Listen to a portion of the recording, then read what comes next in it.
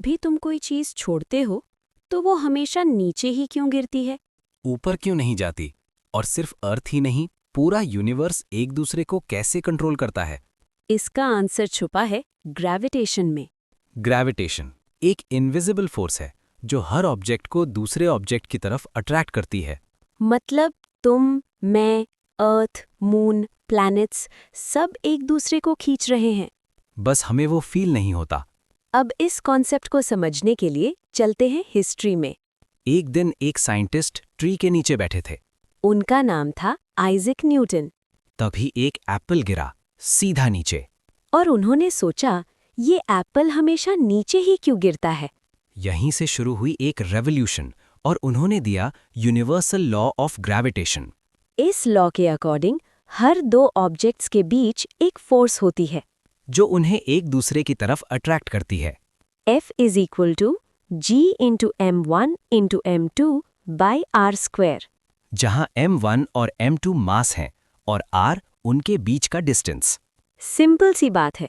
मास ज्यादा तो फोर्स ज्यादा, डिस्टेंस ज्यादा तो फोर्स कम। अब आता है एक इम्पोर्टेंट कॉन्सेप्ट, फ्री फॉल। जब कोई ऑब्जेक्ट सिर्फ ग्रेविटी की वजह से गिरता है उसे कहते हैं फ्री फॉल। इसमें ऑब्जेक्ट की स्पीड बढ़ती रहती है, इस स्पीड के बढ़ने को कहते हैं एक्सेलरेशन ड्यू टू ग्रेविटी। जिसे हम G कहते हैं। अर्थ पर G is equal to 9.8 metre per second square. मतलब हर सेकंड स्पीड बढ़ रही है। इस मोशन को समझने के लिए इक्वेशंस यूज होती हैं। V is equal to U plus GT। S is equal to UT plus half GT square। V square is equal to U square plus 2GS। अब एक कॉमन कंफ्यूजन। मास और वेट। मास कभी चेंज नहीं होता। लेकिन wait gravity पर depend करता है। W is equal to mg। इसलिए मून पर वेट कम होता है। लेकिन मास सेम रहता है। अब बात करते हैं लिक्विड्स की। जब कोई ऑब्जेक्ट पानी में जाता है तो उस पर एक अपवर्ड फोर्स लगता है, जिसे कहते हैं बॉयंट फोर्स।